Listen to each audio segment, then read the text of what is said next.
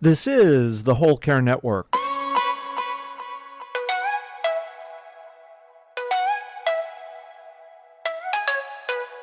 Helping you tell your story one podcast at a time. Content presented in the following podcast is for information purposes only.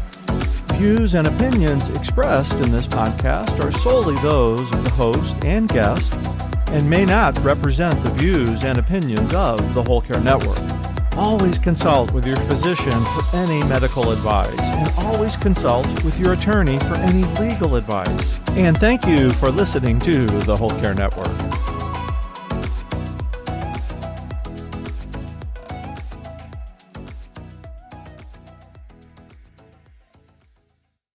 Hello, everyone. I'm really excited to have you here today. Thank you for tuning back. This is the Tum Coeur, the Caregivers Podcast, and this is your host, Isabel Melgarejo. Today, it is a special day because I have a guest here with me. Her name is Freya, and she's my sister, and she helps me with all the operations at Tum Coeur. She's responsible for doing all the work that I don't do. Hello, everyone. Nice meeting you. So how this is going to work today, we are going to make a few questions and we're going to discuss them, and probably we're going to laugh because we're always laughing together. We're inviting you to have fun with us today.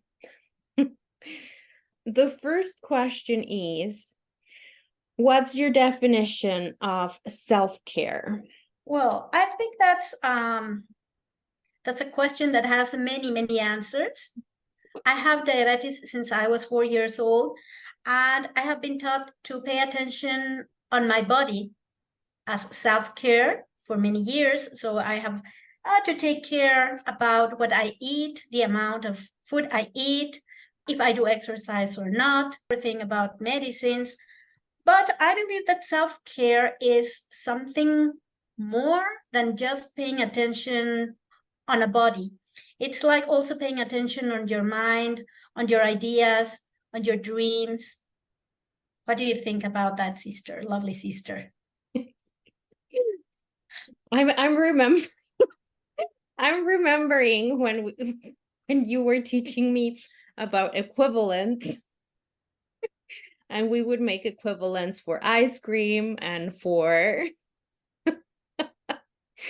Okay, so for everybody to join my internal joke, my sister would teach me how to take care of the body and how to eat healthy, even though I sometimes don't follow that very much. But we would talk about like foods that we really like ice cream. And then we would divide that as like, okay, so this is like my 4 equivalents of protein, and then I'm good. I don't need to eat any other protein because I just had ice cream. And because fruit, remember fruit. Yeah, also fruit. yeah, it because it was a strawberry. So I didn't need to eat fruit later because I had ice cream, right? So interesting equivalents we can make about food, like raisins covered with chocolate. Both raisins and chocolate are something natural. They're healthy. Just don't eat too much. Yeah. Or take a walk after eating those raisins covered with chocolate. Yeah, exactly. Okay, heading back to self-care. Yes, I agree with you. I think it is a full balance of our bodies, and that it's not just what we eat or how we take care of our external body, but it's also what we put inside. Lately, I've been distancing myself from people that are very negative because I don't want to be listening to negative thoughts. I want to be listening to positive things. So that's for me something that I'm working right now in terms of self-care and paying attention. Thank you for inviting me. That means I'm not a negative person for you.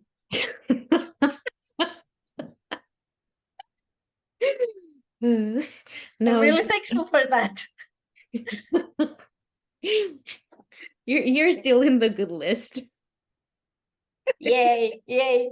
It's not the same. Even though you eat a balanced food, it's not the same eating while you're rushing, driving in a car because you have to arrive in 15 minutes somewhere very far, and you just eat, than sitting and watching to your garden, listening to the birds and eating that same food that will be the same healthy in the car or in your dining room or in the garden. It's not the same. It will be more delightful for your person to eat it in a place where you feel comfortable, where you feel happy, where you enjoy it.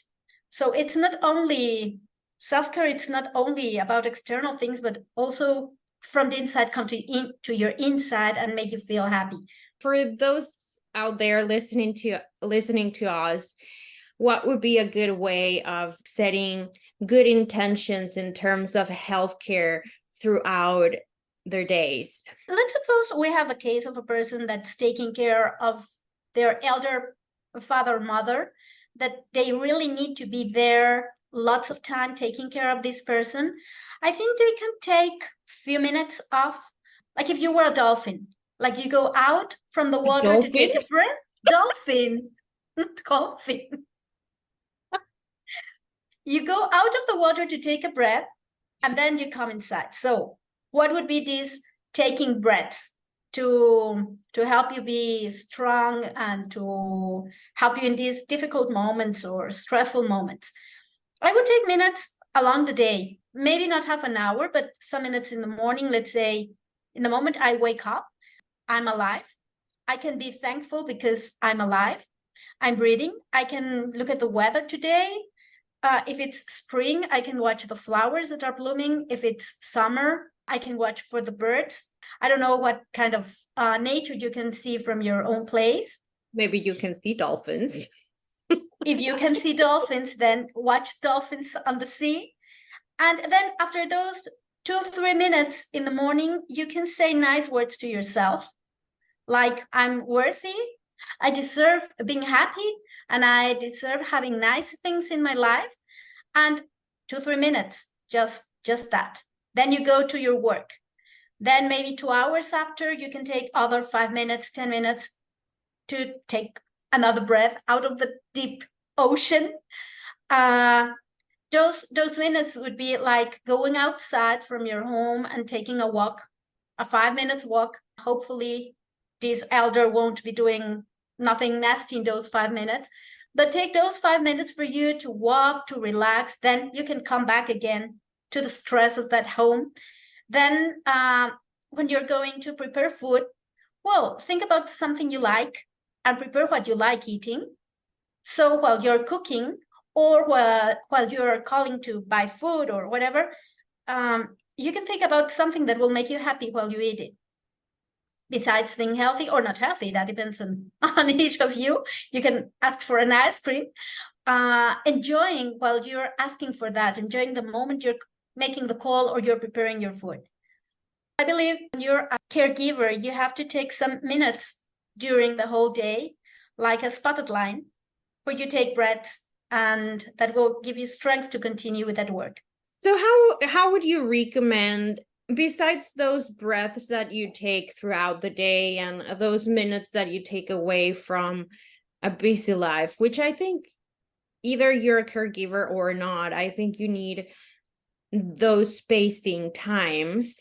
And I also think that you need to transition from activities throughout the day. I don't remember what you did because you're older than me, but I remember coming back from school and taking off my shoes and running all over.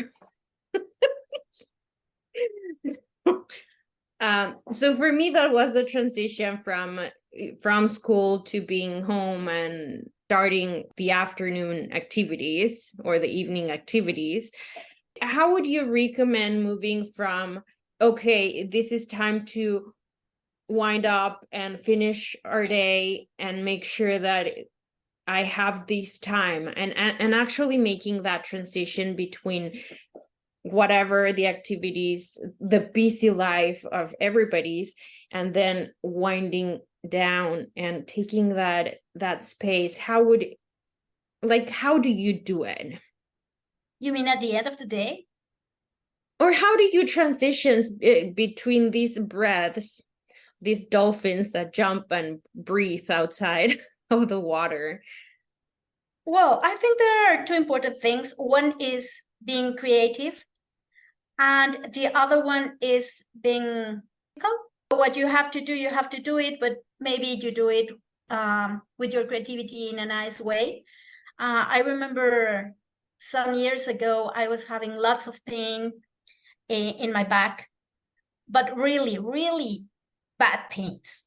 And I remember that every time I was feeling so bad, well, I took a pill not to feel so awful, but I was singing to my children in Spanish a song, well, a group here in Mexico that sings, used to sing. And I was saying, it's hurting so much, so much, so much that you can't believe how much. The song was talking about love, but I was changing the word love for hurting and for pain. And so as I was saying, the pain is so much that you won't believe it so much. And my children started laughing about my pain. I also started laughing about my pain. So the pain was there. I wasn't taking any breath like a dolphin, but I was making that moment of pain like something funny. And then we were going back to normal life after laughing some minutes. Or one day we were about to leave home. I was taking my children to school and I was leaving for work. And I went in front of a mirror. I rose my arms to arrange my hair and I saw I had a real big hole in my blouse under my arm. Well, what I could do in that moment, I had two options. Well, three. I could get angry and start shouting and yelling to everyone, or I could get sad. That was really bad. I would be late because I had to change, and that was a blouse I really loved. Or I could laugh. So I decided laughing, and I was telling my children, I'm very happy I saw this hole right now, and not that all my students see it while giving the class. So it's a very good.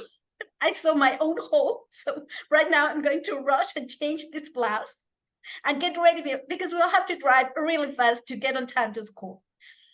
Do you think you could have put like a worm or something in the blouse so the worm would come out? I would be afraid. Never thought about that option. I would be afraid about the worm. So instead of having my options as anger, sadness, or happiness, and I would have anger, sadness, happiness, and being frightened. So, by the way, all of you, if someone has the ability to laugh at herself, is my sister. like she's good at that. She's good at making fun of herself and laughing at herself. And because I think everything happens to you. Yes, that's right. Everything happens to me. Well, I'll tell you my experience, today experience. I was having a free weekend, so I was thinking yesterday night, tomorrow I can go to a nice village to get to know it and see wonders there, how hamacas are built, maybe buy one hamaca, then come back home, hang it, and then lie in the afternoon feeling the wind. That would be really, really awesome.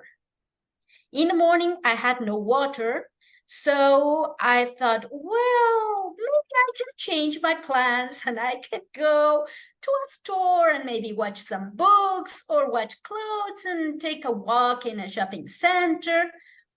But things got worse because there's no water anywhere. I couldn't take a bath. Then the plumber will be coming at 2:00.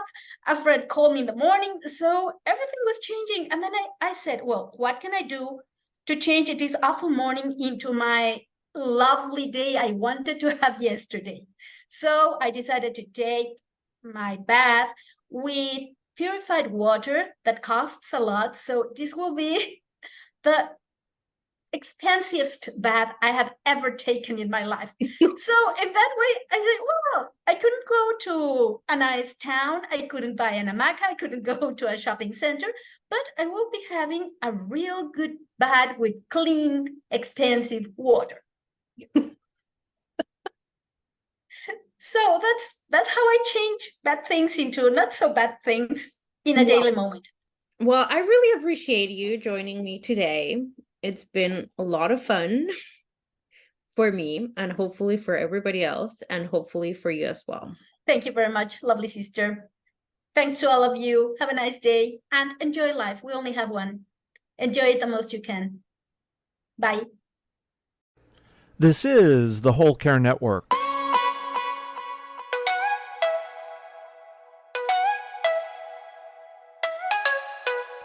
Helping you tell your story one podcast at a time.